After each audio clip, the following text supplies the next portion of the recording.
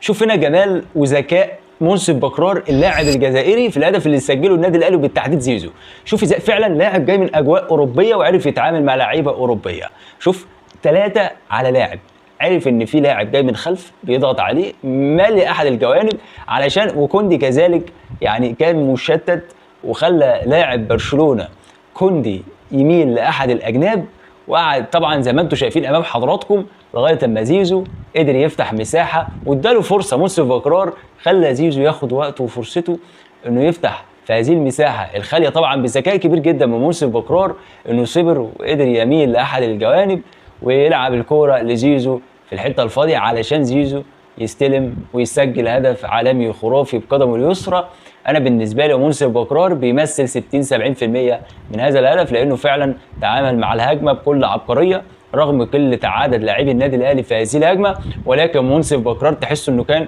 يعني قايم بدور 15 لاعب بكل تكنيك وذكاء كبير جدا من منصف بكرار يتعامل مع الكوره بالشكل ده، وقدر يثبت 3 أو 4 لاعبين ويشتت تركيزهم ويخلوهم مش مركزين اصلا مع زيزو اللي اصبح منفرد تماما بحارس برشلونه جارسيا. فبالنسبه لي شابوه، تحياتي لمنصف بكرار، وان شاء الله له مستقبل باهر مع النادي اللي جاي من دينامو زغرب او اجواء اوروبا، كان بيلعب في الدوري الاوروبي. فبالنسبه لي لاعب متفائل جدا، لسه صغير في السن 25 سنه، ان شاء الله يمثل اضافه كبيره جدا للنادي الاهلي في الدوري في البطولات والموسم الجديد.